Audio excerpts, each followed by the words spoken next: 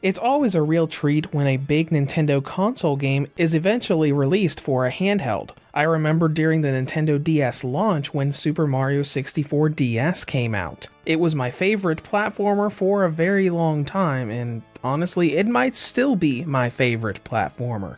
Speaking of, Super Mario 64 is involved in what we're going to talk about today. A limited time collection bringing Super Mario 64, Sunshine, and Galaxy to the handheld world. Here is my review of Super Mario 3D All-Stars for the Nintendo Switch. Considering we've got 3 games here, that means we've got 3 stories. The plots of all of these games have Mario going somewhere, be it by himself or with someone else, some disaster happening and him going on a grand adventure to save everyone. In Mario 64, he traverses Princess Peach's castle to try to save everybody who's been trapped inside the castle walls. In Sunshine, he and some others are on vacation and ends up fighting a nega or strange evil version of himself. And finally, Galaxy has Mario going into space chasing after Bowser and a portion of Princess Peach's castle with the help of Rosalina and a star named Luma. Now, when it comes to gameplay, this is a collection of 3D platformers, some of which are collectathons. But before we get into it, there are a few things that we need to talk about. First of all, this is a limited run release. Nintendo has confirmed that both the physical retail version as well as the digital version of this collection will only be available until March 2021. Whether these games will release separately on the eShop after that, we don't know. They might or they might not be available ever again. But that's the only thing I wanted to PSA to you guys, so let's dive into this collection. We've got 3 games here and 3 soundtracks for those games. Super Mario 64 from the Nintendo 64, Super Mario Sunshine from the Nintendo GameCube, and Super Mario Galaxy from the Nintendo Wii. Some of these games did receive changes in the Switch version, but they are mostly emulated experiences rather than remasters. Speaking of, let us begin with Super Mario 64. This is a 3D collectathon game, one of the first of the genre. Like in Mario Odyssey, you trek through a lot of sandbox worlds, collecting power stars to be able to unlock new doors and access new areas of the castle. Even as a collectathon game, Mario 64 was very simple and easy to play through, though it's worth noting that this is based off of the original Mario 64, not the Nintendo DS remake, so all of the new playable characters, power stars, multiplayer, and other things that version added are completely missing here. While it saddens me that I can't play as Yoshi and do all of that extra stuff, there are bigger things to worry about here, as 64 is the most this is obviously emulated in this collection. The game is stuck with a 4:3 ratio with borders on all sides of it, and the controls are mostly unchanged. Despite having analog sticks, we are stuck doing 8-directional movement and the camera moves in 90-degree angles and gets stuck on everything. While it is very true that Mario 64 has never had true analog movement across the 64, the DS, and this version, it makes a lot of things you have to do in the game incredibly difficult, especially when the camera gets stuck on stuff and will not allow you to actually see where you're going.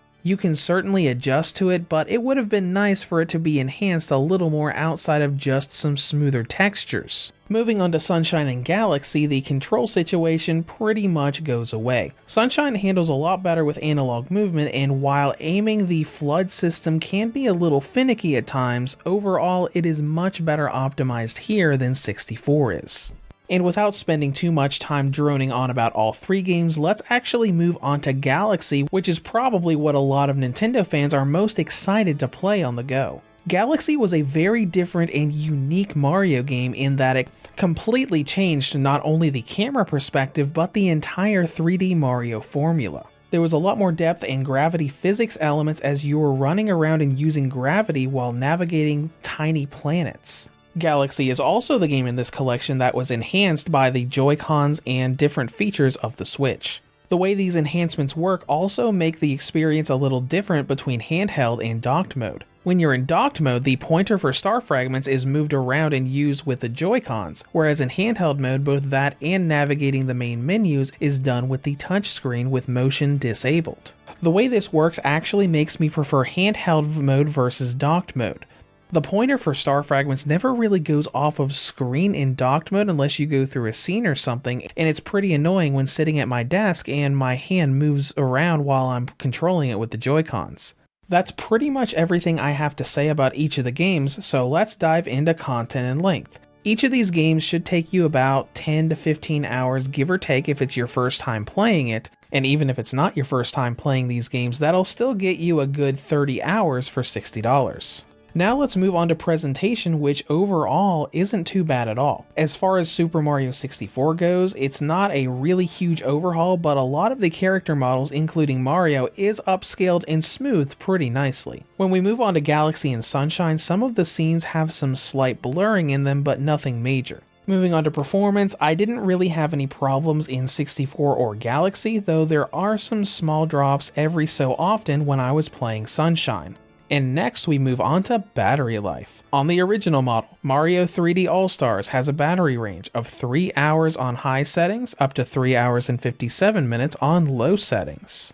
On the Nintendo Switch Lite, it has a range of 3 hours and 31 minutes on high settings up to 5 hours and 9 minutes on low settings. And on the Redboxer V2 2019 model, it has a range of 4 hours and 56 minutes on high settings up to 6 hours and 52 minutes on low settings. Now, in conclusion, Super Mario 3D All-Stars brings 3 great platformers to the Switch. Although these are great experiences, this collection is brought down by the flaws in these ports, from the aspect ratio and control and camera problems in 64 to the small frame drops in Sunshine. But regardless of those flaws, it is still a fun nostalgia trip, and fans should definitely grab it before the limited run ends in March. Reviews to Go rates Super Mario 3D All-Stars for the Nintendo Switch a 7.5 out of 10. If you have any comments or questions, feel free to leave them below. Thanks for watching and have a great day.